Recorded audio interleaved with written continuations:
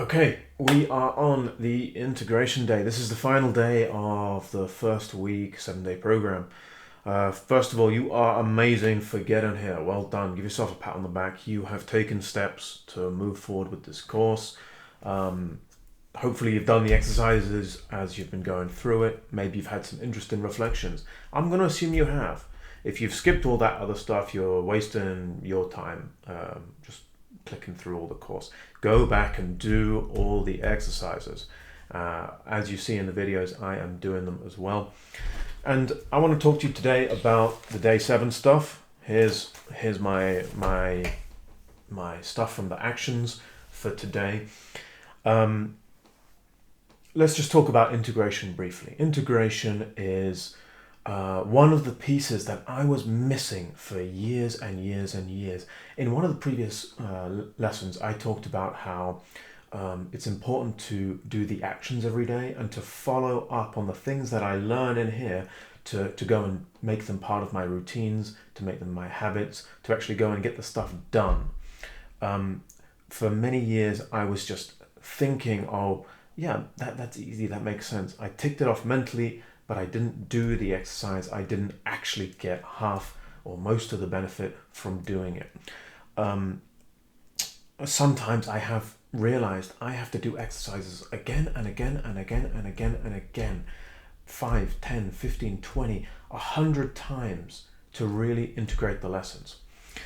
A little bit of a deeper case study here is over the last few years, I completely rewrote how I connect with other people.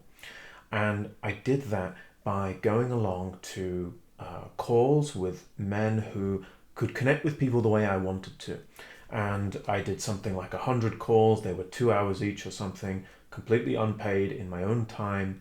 And I showed up again and again and again. And I learned to connect like those people.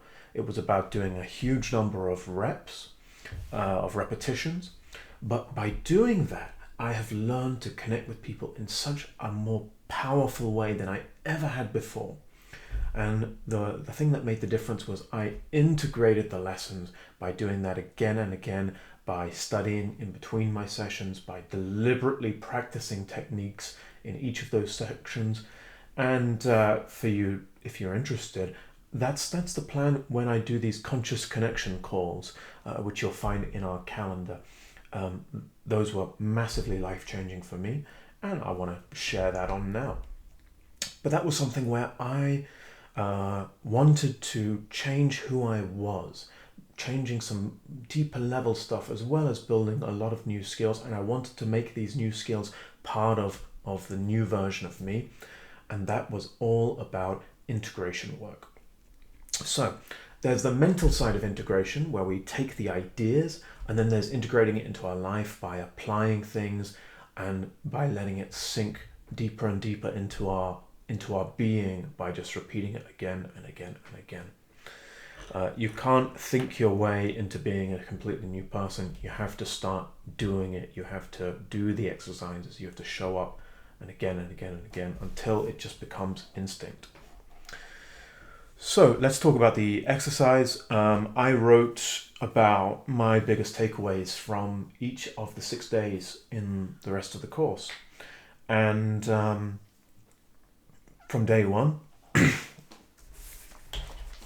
the way, I'm just going to bring that close so you can see what I wrote, basically.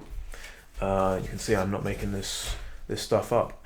Day 1 was about scheduling cool downs for myself. I realized that I need to schedule more off time because otherwise I won't be able to keep this up. I will run myself into the ground. Day 2, I realized for me, I do want to write a book and I want to raise the priority of that because I was discounting it and my reasons just didn't stand up when I started to look at them more closely.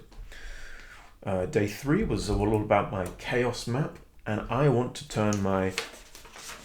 Let's go back and find that. That was my chaos map back here.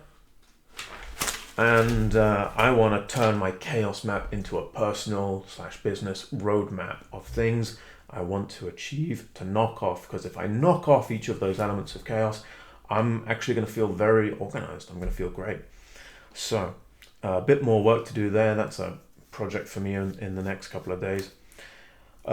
Day 4 was about what are the things I'm avoiding, and 2 things for me. One was about blood tests, the other was about working out where to get a good legal setup / tax person, and I'm going to speak to some context about that. Day 5 was my Courage to Feel day, and so you guys got to see me in a different light when I was presenting that Courage to Feel speech, and that's been my personal journey with learning to connect, learning to feel in recent years.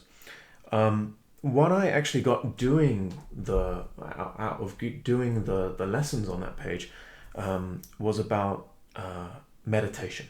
I really have not done much meditation recently, and I noticed when I did the meditation, when I connected with my senses, I felt so calm.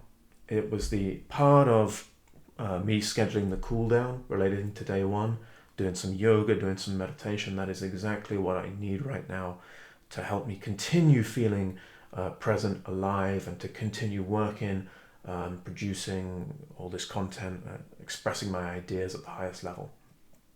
So I want to schedule that, and I have scheduled some of that. I have been doing some of that. And then from yesterday, the point about and you probably heard in my video yesterday about self-trust and about buy-in and commitment. That was something which I hadn't noticed, and I'm still holding myself back. Part of me is holding back from going fully all in to my new projects. And I was interested after journaling that, after speaking to you guys about that, around how come I'm not 100% bought into my own life? How come I'm not fully self-trusting? What's going on there? There's something just below the surface, and I want to put a bit more thought into that, because that is going to get in the way of me really showing up in the way I want to.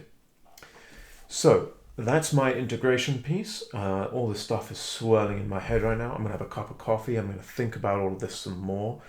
Maybe have some conversations around this. Looking at it, approaching it from different angles, speaking about it.